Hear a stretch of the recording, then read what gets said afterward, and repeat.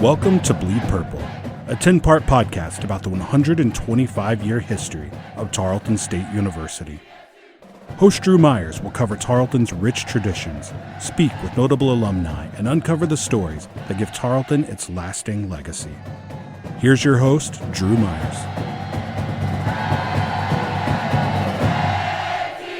Howdy, I'm Drew Myers, and this is the Bleed Purple podcast, the podcast that's telling the story of Tarleton State University through the stories of the people who bleed purple. Thank you guys for pushing play and listening. Always appreciated. It's my honor and privilege to sit down with two ladies, Miss Cindy Shipman and Miss Belle Dowell. How are you guys?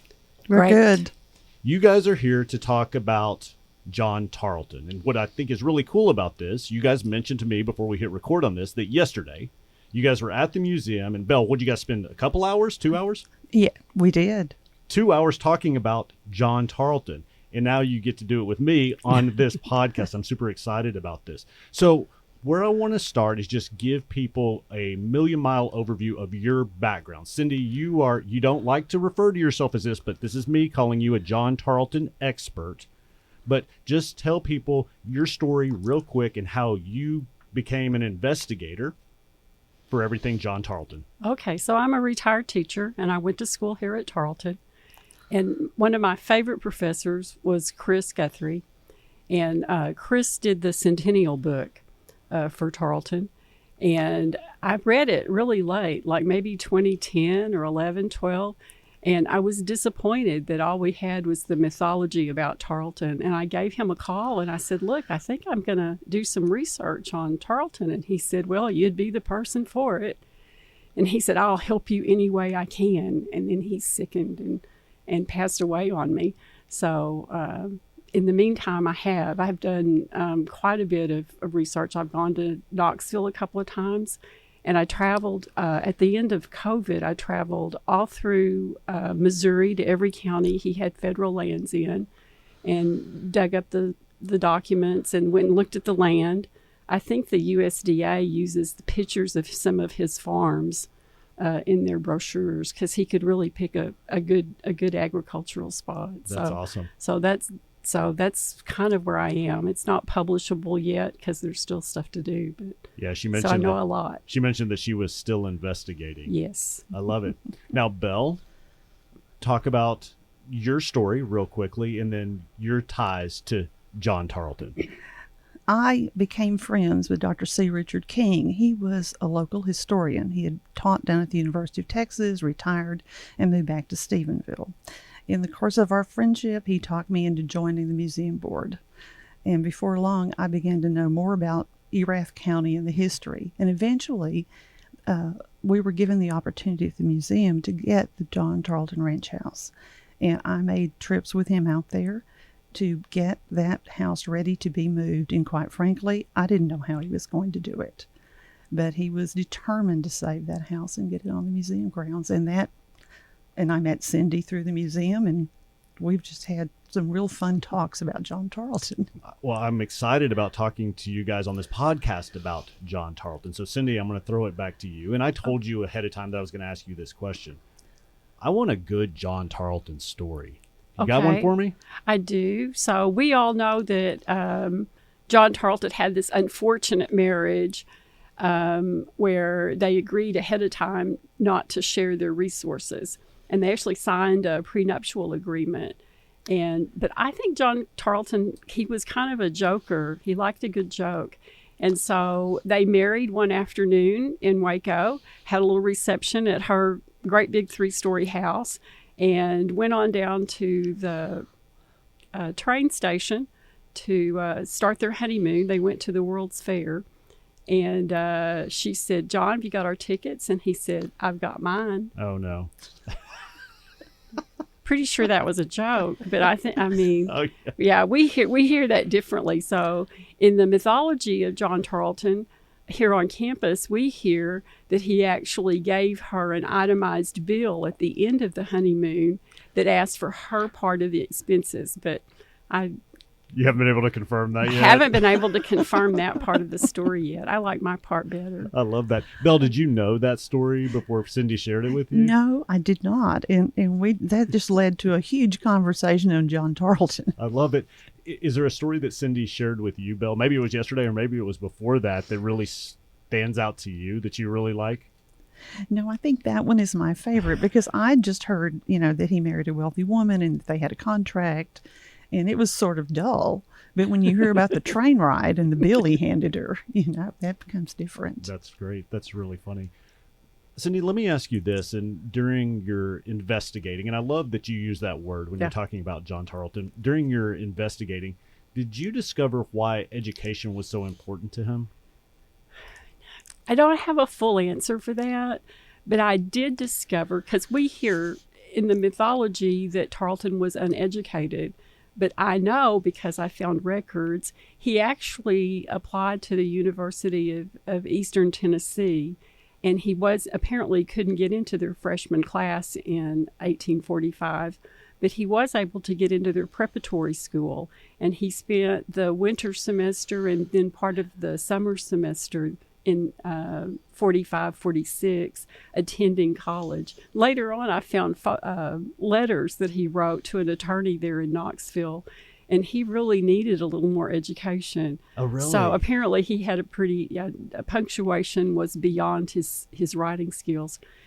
And so obviously he didn't get an education like maybe his intelligence would have suggested he needed. So I think that's why. I think that he was denied that and so felt like that was something he could help other people with.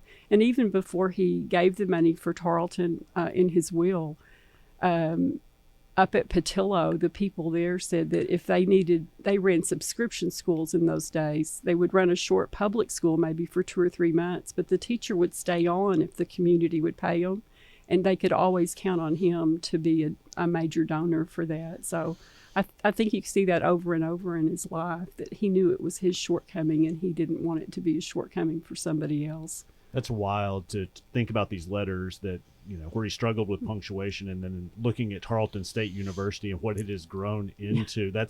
That's an incredible ripple effect, right? And I think it's really neat. And I think it's really cool that you've kind of invested time and energy and resources, blood, sweat, and tears, I'm sure, into kind of unraveling this, kind of putting this puzzle the pieces together. Yeah.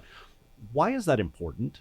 Because the real story in my lifetime, you read a book, you go to a movie, the book is always better. That's true of the stories that we know, because we know these little shorthand stories about people and they're kind of funny for a minute, but what they did in their real lives is usually much more exciting and really more edifying than any little quick story that we could tell people. The real stuff's always the best. I asked for a good John Tarleton story, and you shared a funny one. Do you have an inspiring one that you came across during your investigating? An inspiring one? A lot of inspiring ones. He came to Knoxville as, I guess, a 20 or 21-year-old man, and he must have had a little bit of money with him, but he actually stuck with a job there at the Cowan and Dickinson store for over 30 years, even though he was probably richer than they were in these land purchases that he owned. So he could have lived the life of a rich man and chose to save his money for something bigger later on in life. That's really the land speculation part. Most of those guys turned their money over in 2 or 3 years, and they took the fast profits, and he left his money in for 30 or longer years even, and took that bigger profit for better good. I think that's very inspiring. Absolutely. Yeah. Let's switch gears a little bit. And Belle, I want to come back to you and go and talk about the John Tarleton Ranch House and talk about Dr. King and why that was so important, and just the thought process behind that and why that is such a treasure right here in Stephenville, Texas. I think that Dr. King realized that history is so important, and he was very fond of Tarleton University, and he wanted to save what he was always wanting to save history. He thought that you learned from the history. You didn't repeat things if you were a scholar of history. And he was a man who knew from his research that John Tarleton had been a generous man. You know, Cindy mentioned Knoxville. He left money for a children's home there in his will. And Cindy and I were talking yesterday about all the things that Tarleton, how free he was with his money, what a generous person. He generally comes across as a very kind man. You know, you heard he was eccentric. You heard he was a little different. He lived in that ranch house alone. But, you know, he kept the love letters from his first wife. And it just makes him so human. And Dr. King realized that, and he thought that we needed the man who started Tarleton. We needed his home on those grounds. And I said earlier to you, I went out there with him and I was just like, we're going to move this. And there's a picture of it coming over the hill into Stephenville. And it looks like, Cindy and I discussed this yesterday, that if a big wind came through, it was done. It was done. Yes. It was off the trailer. That is wild. What are some other logistics around the moving? I mean, just the thought of that seems overwhelming to me. I wouldn't even know how to start to move a house, especially one that's, you know, kind of in bad shape. Oh, Dr. King knew how to number the boards and how to take all the pictures and all the angles and make sure the rocks were in the right place for everything. He was such a scholar of history, and he had moved other buildings. You know, he'd been a part of all of that. So, and of course, it was over at Patillo, or near Patillo, and that was a long drive to Stephenville. And I was just like, no, I'm not going to watch it be moved. I just can't do that. It's going to fall apart. And Cindy agreed. You know, we were just like, what a man who would think, oh, I'm going to do this. Right, Yeah. right. Cindy, during your investigating, have you found out any fun facts about the ranch house? Have you come across any stories about the ranch house? Not necessarily, except it was on the creek. It's on Buck Creek, and it's told by locals up there that he bathed in the creek every day. But Okay, that's we good. don't. That's we don't. fun. We don't really believe that. But that building itself was actually a one-room cabin, and very old. And the other rooms were added to it at two different times. It's really a three-room cabin with kind of a breezeway through them today. And the carpenter, David Williams, that put the building back together, he found all kinds of stuff down between the floorboards. He found a knife. He found old hardware pieces. I mean, just, you know, the junk that falls between the floorboards, I guess. But he saved all of those, and they've been in a little case there in the house. Since the house was redone. So it's kind of fun to see that. It might be Tarleton's, but who knows, who knows who it belonged to, but it's great. The house didn't come to the museum for 100 years after he was dead. So that's a long time. Right. Yeah. Absolutely. Okay. So you kind of alluded to this a little bit, Cindy, but I just want to reiterate this. History is a big deal to you. Yes, sir. Why is learning and understanding history so important? This is a very macro question.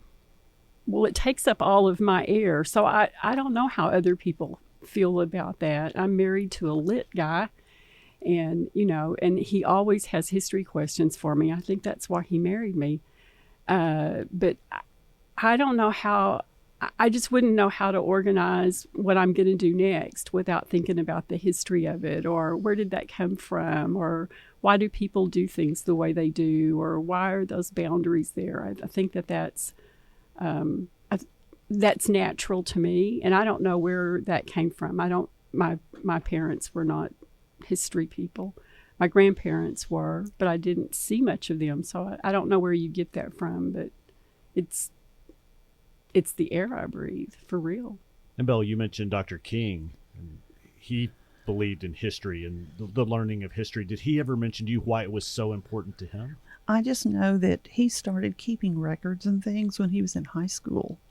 And, he was an English major. He was in World War II. He traveled, I believe, with Patton, and kind of was a personal secretary, or at least close to him. And so he sent letters back to his family that, that they cut the pieces out of. And when he retired, he came back here. And he really had a goal in his life to save what he could of the history of the county. and put it at the museum. His mother had been member of the 20th Century Club and very much into history. He's a very well-read man. He wrote articles, for Texas Monthly. He wrote a couple of books. And it was just so important to him. I wasn't that interested in history until he began to show me files and pictures and all the stuff he had documented. And, of course, all of that, not all of it, but when he passed away, Jack Anderson and I, who married Mary Ferguson, who's, also very important here at Tarleton, we helped get that to Tarleton. And he specifically wanted Tarleton to have the history of this county. I love it. Okay, couple more questions for you guys, and thanks for doing this. This is one of the first episodes of Bleed Purple that we're recording, and I know you guys were a little bit nervous coming in, but you're doing great. Cindy, this one's for you, and I don't mean to put you on the spot. If you don't know the answer to this, we can skip over it. But Tarleton is in the A&M system, and it's the only school in the system that isn't Texas A&M Commerce or West Texas A&M.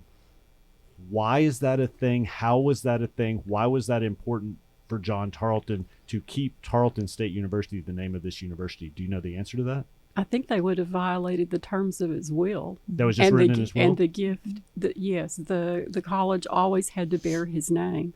And so up until 1917, I think that's the year they changed the name, it had always been John Tarleton College or John Tarleton Agricultural College. And then in the last name change, they dropped the John part. So that's where JTAC for the newspaper comes from. Okay. John Tarleton Agricultural College. Oh, well. Yeah, so that was the terms of the will. Well, I always thought that was so neat that it couldn't fall in line with all the other schools in the A&M system. And that's what really differentiates it from, there's a lot of things that differentiate it from the others. They were the first ones too, so it's interesting that the other ones didn't follow suit with Tarleton. That's interesting. Absolutely.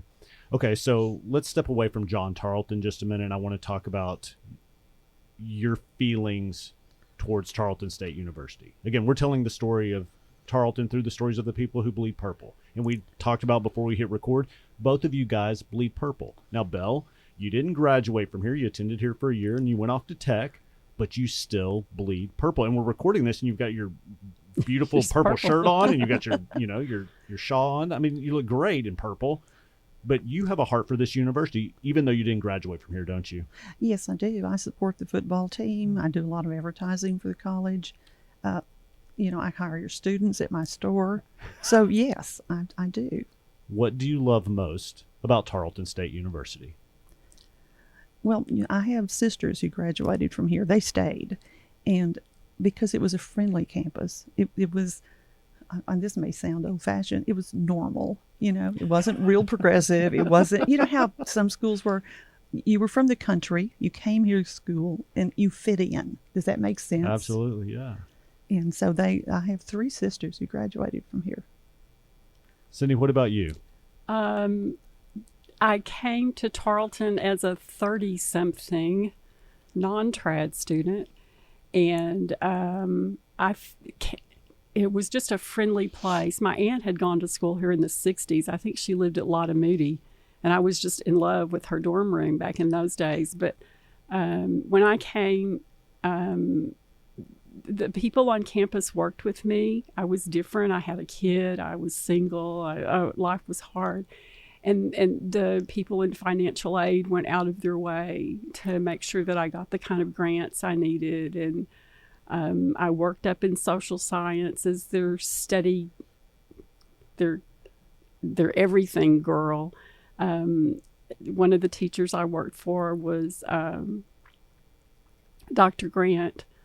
And he called me girly the whole time I worked there. He could never remember my name. And I made friends with my professors. I was closer to their age than some of the students and I miss seeing them. They've retired now or died and moved on.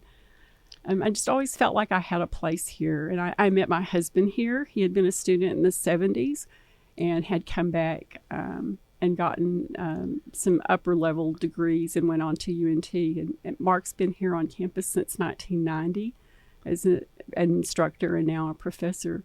And we just, I mean, it's like the central part of our lives. So I don't know why we don't wear purple every day, but we don't. But it's there's never a day we don't talk about something that's happening at Tarleton or that happened in the old days or that we'd like to see happen again. It's changing fast these days, but it's still the same. It's still the same place. One of my nephews works at the dining hall. Yeah. Okay, well, that was going to be my last question, but then you said something that made me think of one more, and that happens a lot on this podcast. I say I've got one question, I've got three or four he more. promised me one question. Okay, you said that you guys talk about, the way it used to be and how it is, but how you wanted it to get back to a certain way. What is one of those things that you would like to see come back? I can tell you the thing that my husband misses most up on the third floor of the humanities building. Okay. They don't have a coffee room anymore. Oh my gosh. And so necessary for all sure. of the guys don't get together and, kick it every day. And I think that he's still coming to work every day. He's past retirement age. But I think he still hopes that day is going to return where the camaraderie among the staff's just gotten so big. So I don't know if we'll ever see that again. But other than that, it's still what Belle called. It's still a normal place. Yeah, Erath County's still a normal place, and I love it. I just wouldn't trade. Thank you guys again for coming on this episode of Bleed Purple. If I wanted to find out more information about John Tarleton, what's the best resource for that out there, would you say? They should probably find the Erath County website and the Historical Commission page, and they can drop me a note through their email, and I'll answer it because my material hasn't been published yet. And it's a lot of stuff. I love it. Yeah, reach out to me, and you'll reach tell out to me. I'll tell you. I'll tell you which one I know. And Belle, this is kind of a rhetorical question for you to close things down. If you bleed purple, if you're listening to this podcast, is going by the museum grounds and seeing John Tarleton's ranch house a must? I think so. And you can always call me at my store or call the chamber in the city. They'll give you my phone number, my personal phone number. And if you want a tour, we will give you a tour. Oh, wow. That's awesome. Yeah. I may take you up on that. Yeah. Oh, come on over. I love it. Yeah. I love it. Cindy Shipman, Belle Dowell, on this episode of Bleed Purple. Again, the podcast that's telling the story of Tarleton State University through the stories of the people who bleed purple. I'm your host, Drew Myers. Thank you for listening.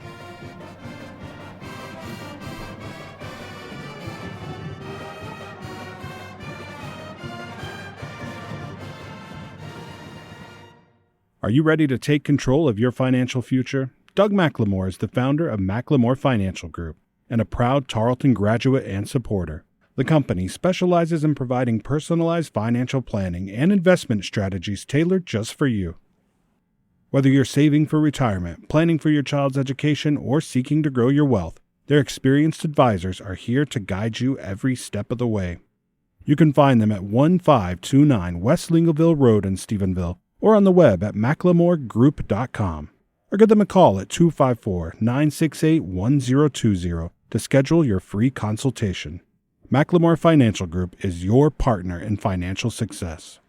Securities offered through LPL Financial, member FINRA SIPC. Investment advice offered through McLemore Financial Group, a DBA of Advisor Resource Council, a registered investment advisor. McLemore Financial Group and Advisor Resource Council are separate entities from LPL Financial.